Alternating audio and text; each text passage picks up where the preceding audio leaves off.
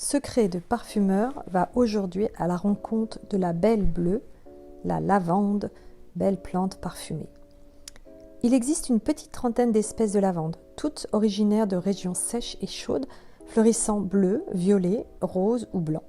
Sitôt qu'on sort des jardins pour parler parfumerie, seules deux se détachent du lot.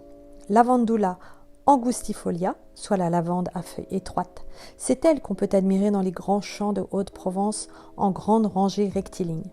Il en existe plusieurs variétés destinées à l'industrie du parfum. Maillette, matérone ou fine pour n'en citer que quelques-unes. Les parfumeurs utilisent aussi le lavandin. C'est un hybride entre la première et la lavande à feuilles larges, Lavandula angustifolia et Lavandula latifolia.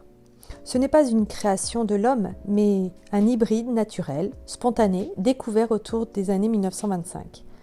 Il est plus vigoureux, plus grand, plus gros que ses parents et d'aspect variable, ressemblant tantôt à l'homme, tantôt à l'autre. Il existe également des variétés distinctes de lavandin. Parmi les plus utilisées, citons Grosso, Super, Abrialis ou Soumiani. Dès le XIIIe siècle, la lavande est utilisée à des fins thérapeutiques. C'est à cette période qu'apparaît aussi son nom commun, sans doute dérivé du latin lavare. Au début du XVIIIe, la région de Saultes, dans le Vaucluse, s'enorgueillissait des plus belles lavanderaies sauvages et les distillateurs ambulants préparaient déjà une essence de bonne qualité. On la faisait brûler en même temps que celle d'autres plantes aromatiques, dans les maisons et dans les rues en période d'épidémie, comme ce fut le cas en 1722.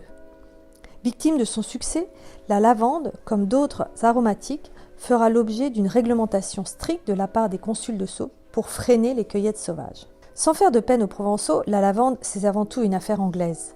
La culture de cette plante a commencé en Angleterre, et la reine, au XVIIe siècle, se fit planter une prairie de lavande devant son château pour en disposer en permanence et faire ses cosmétiques.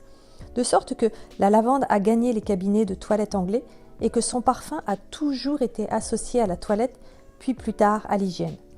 Alors que les Méditerranéens préféraient les agrumes dans ce registre.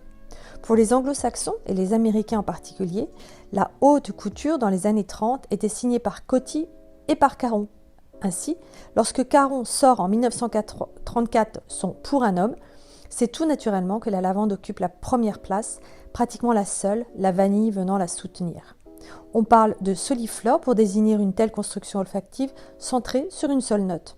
Pendant des générations, ce parfum sera synonyme de toilette et de rasage. Simple et indépassable, n'est-ce pas ?